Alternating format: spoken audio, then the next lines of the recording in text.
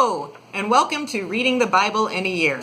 My name is Pastor Rachel McIver-Moriat, and I'm at Northfield United Methodist Church, and this video is an introductory video for the books of Genesis and Mark for those who are taking this journey of reading through the Bible in a year on a 5-day-a-week schedule. Now, I want to note that the schedule that we are using was produced by the good folks at BibleClassMaterial.com. And I want to thank them there for making this publicly available so that anybody can use it who wants to do it. And as with any resource I name here, usage of this doesn't necessarily endorse everything on any website or the content of any particular resource. So thank you. Now, the first book that we're going to do together is the book of Genesis, the one at the very beginning. Genesis is the Greek word for beginning or for origin. Now, the original of the book was actually written in Hebrew. So the fact that we use a Greek title for a book that was originally written in Hebrew tells you that translation has already impacted so much how we read this book. In addition to the very famous creation stories that we have in those first couple of chapters of Genesis, those big cosmic stories, we also find several other firsts in the book of Genesis. We find the tragic first murder. We find the very first covenant. We also find the first time a construction project failed due to an act of God. Genesis is a complex book. The stories written here were circulated for who knows how long before they were ever written down. This is a really critical insight for the whole year as we read Scripture together. Most people, for most of history, could neither read nor write. So the written word was not nearly as trusted as something we heard from a person we trusted. The written word, well, that could mean anything. Very few people could read it, but I could trust a person in a relationship to tell me the truth. And that's what Genesis is. It's a collection of the stories from the trusted ones, the elders who carried the sacred divine story in them and passed them on around campfires long before the first chisel was ever put to a tablet or the first pen was ever put to paper. The beauty of Genesis is its movement from this cosmic story of creation to the very individual stories of covenant and relationship. It starts with everything being spoken into existence by God. And then it moves from that into these very specific relationships, which we call covenants, with specific people.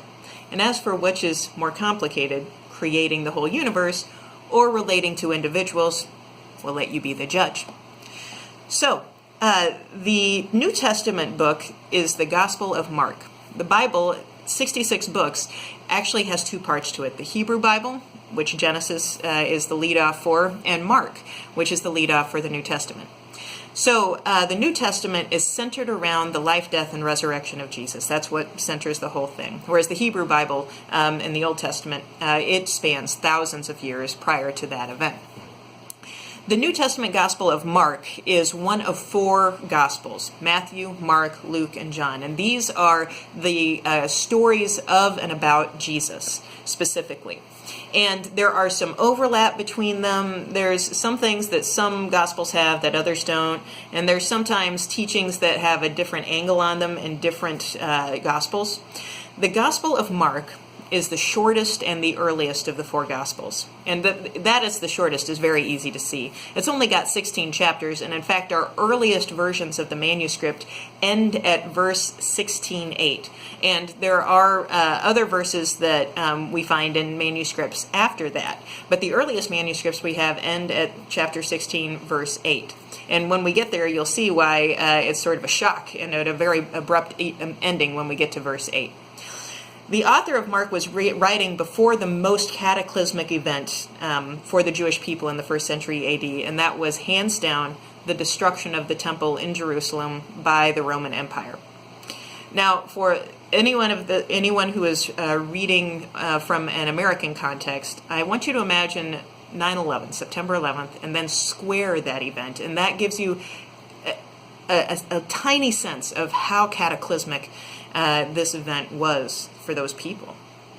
Mark doesn't reference it at all, but the other three Gospels do. So that gives us a clue as to its time of writing. Now, while the stories of Jesus had clearly been circulating since the empty tomb, Mark was the first to try and write them down. Now, I want you to think of this as a biopic, a movie about a specific person. It's an effort to get as much of the character into a book as you would see in a movie.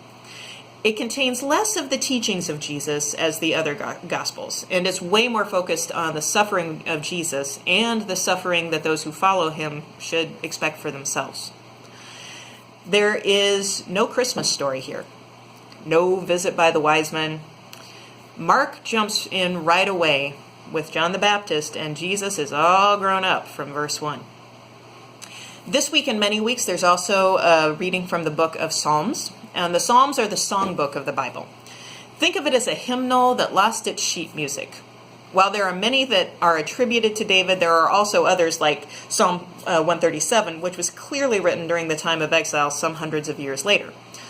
So I want you to read this like you would any songbook, as music written straight from the heart to God, some of it very personal, very intimate, and some of it pretty public and formal. As you read, as always, use these three questions to guide you. Number 1, where is God in the story or the chapter I'm reading today? Number 2, what ideas or words are most challenging to me and why?